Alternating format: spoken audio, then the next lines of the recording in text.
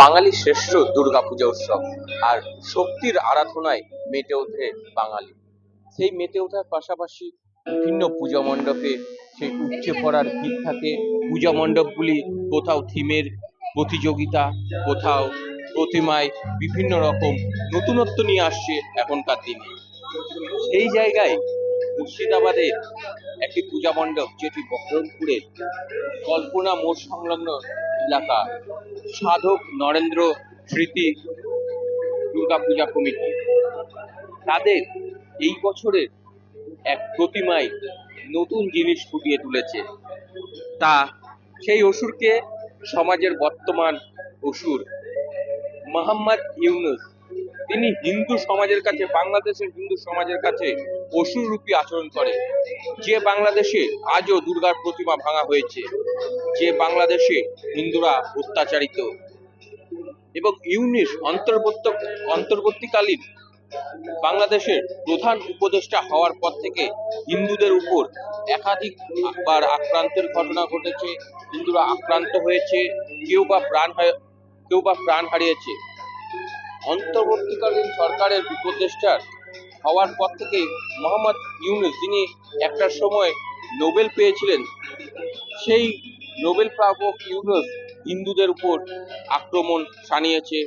বর্তমান পরিস্থিতিতে তিনি আজও সেই দুর্গার প্রতিমা ভাঙার মতো ঘটনা ঘটেছে বাংলাদেশে, এই নিন্দনীয় ঘটনা। এবার সেই ইউনুসকে ভারতবর্ষে মুর্শিদাবাদে প্রতিমায় সেই অসুর রূপে তুলে ধরা হয়েছে। ঠিক তিনি যেমনটা বাংলাদেশে হিন্দুদের কাছে করছেন, শুধু হিন্দুদের কাছে করা মানে সনাতন ধর্মকে অপমান করা।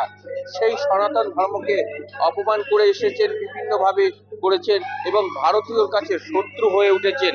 সেই জায়গায় যারা প্রতিবেশী শত্রু, বিশ্বের মঞ্চে এই মোহাম্মদ ইউনুস ভারতকে বদনাম করার মতো কথা বলেছে, মিথ্যা কথা বলেছে ভারতকে নিয়ে বিশ্বের মঞ্চে। এই ইউনুস একজন মিথ্যাবাদী, একজন স্বৈরাচারী মনোভাবাপন্ন, এবং হাসিনা সরকারের পর থেকে যেভাবে সেখানে যুবদের একটা মিছিল প্রতিবাদের নামে তিনি অন্তর্বর্তীকালীন সরকারের উপদেষ্টা হয়েছেন, তিনি তারপর থেকে ভারতের বিরুদ্ধে যে আচরণ করেছেন, সেখানে অসুরের ন্যায় আচরণ করেছেন। এবার সেই রকমই ছবি ফুটিয়ে তোলা হয়েছে সাধক নরেন্দ্র স্মৃতি দুর্গাপূজার মণ্ডপে। সেখানে ইউনুসকে অসুরের ভূমিকায় দেখানো হয়েছে এবং দেবী দুর্গা, মা দুর্গা তিনি বধ করছেন। এছাড়াও আরো একজনকে এখানে ফুটিয়ে তোলা হয়েছে, সেটাকে শাহবাজ শরীফ, পাকিস্তানের প্রধানমন্ত্রী বেশ কয়েক মাস থেকে ভারতের বিরুদ্ধে বিষাদগার করেছেন।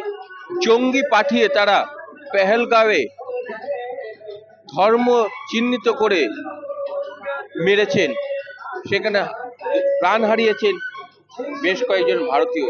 তাদেরকে ধর্ম জেনে তাদের মেয়েদের মাথা স্মৃতি খালি করেছে। তারপর অপারেশন সিঁদুর হয়েছে, সেখানে অপারেশন সিঁদুরে পাকিস্তানকে গুড়িয়ে দিয়েছে ভারতীয় সরকার। তবুও তিনি বিশ্বের মঞ্চে মিথ্যা কথা বলে আসছেন, তারা বড় বড় দাবি করে থাকেন, কিন্তু সেখানেও সেই পাকিস্তানকে যারা যোগ্য জবাব দিয়েছে সেই অপারেশন সিঁদুরের মধ্য দিয়ে, সেখানে ছিল উইং কমান্ডার সফিয়া কুরেশি এবং ভূমিকা সিং। সেই মহিলারাই, সেই মায়ের জাতরাই পাকিস্তানকে যোগ্য জবাব দিতে তৈরি ছিল এবং তারাই তার নেতৃত্ব দিয়েছিলেন।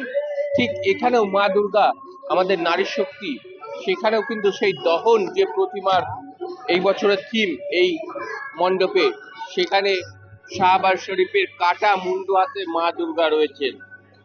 অর্থাৎ যেমন দহনে দুই প্রতিবেশী শত্রু দেশের রাষ্ট্রপ্রধান যারা রয়েছেন তাদেরকে তুলে ধরা হয়েছে। তারা ভারতের বিরুদ্ধে যেরকম আচরণ করে, ভারতের হিন্দুদের সঙ্গে যেরকম আচরণ করে, সেই ছবি তুলে ধরা হয়েছে। এবং এখানে ইউনুসকে যিনি বানিয়েছেন একদম তার সঙ্গে মিলিয়ে দিয়েছেন। অর্থাৎ এই প্রতিমা দেখতে ভিড় জমিয়েছে দর্শনার্থীরা, কারণ ইউনুসকে এসে স্বচক্ষে তারা যে হিন্দুদের ওপর অত্যাচার বাংলাদেশে টিভির পর্দায় দেখেছে, তারপর তাকে যখন অসুর রূপে বানানো হয়েছে, সেই ঠিক অসুর যেমন কাজ করেছিলেন সেরকম কাজ তিনিও করেছেন। এবং তারপর যখন দর্শকরা এসে দেখছে, তখন দর্শকরাও মুগ্ধ হয়েছে এই অসুর, ইউনুস রূপী অসুরকে দেখে। এর পাশাপাশি শাহবাজ শরীফ পাকিস্তানের প্রধানমন্ত্রী, তাদের দেশে জঙ্গি পালিত হয় এবং সেই জঙ্গিরা ভারতবর্ষে প্রবেশ করে হিন্দু যারা মহিলারা রয়েছেন তাদের সিঁদুর, মাথার সিঁদুর খালি করেছিল। তারপর অপারেশন সিঁদুরের পর যোগ্য জবাব দেওয়া হয়েছিল, সেখানেও সেই মহিলারাই নেতৃত্ব দিয়েছিলেন।